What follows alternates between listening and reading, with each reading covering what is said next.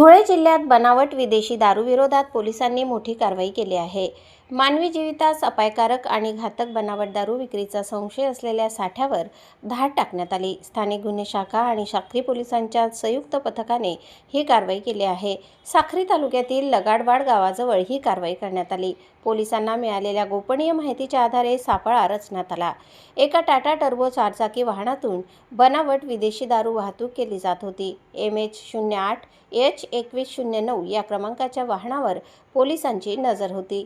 पोलिसांनी वाहनाची तपासणी केली असता मोठ्या प्रमाणात दारूसाठा आढळून आला। या कारवाईत रॉयल ब्लू मॉल्ट विस्कीचा बनावट दारूसाठा जप्त करण्यात आला।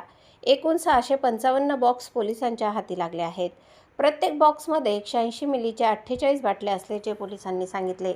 जप्त केलेल्या बनावट दारूची किंमत तब्बल 62,88,000 रुपये आहे, तर दारू वाहतुकीसाठी वापरण्यात आलेल्या टाटा टर्बो वाहनाची किंमत 10 लाख रुपये आहे। अशा प्रकारे एकूण 72,88,000 रुपयांचा मुद्देमाल जप्त करण्यात आला। या कारवाईमुळे बनावट दारू विक्री करणाऱ्यांचे धाबे दणाणले आहे।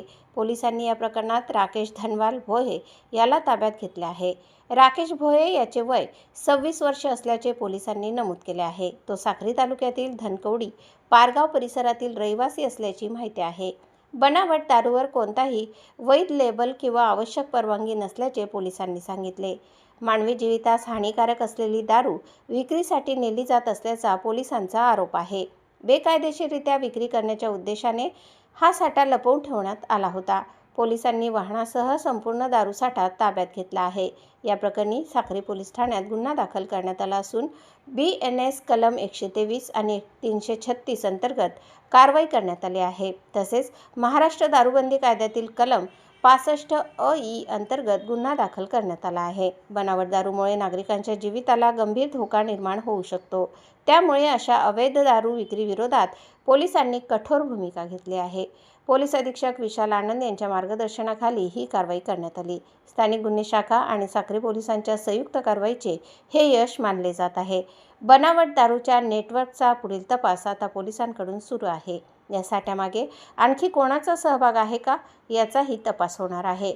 बनावट दारू विक्री करणाऱ्या विरोधात कठोर कारवाईचा इशारा पोलिसांनी दिला आहे।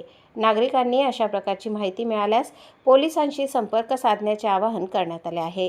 धुळे पोलिसांच्या या कारवाईमुळे अवैध दारू विक्रेत्यांमध्ये खळबळ उडाली आहे।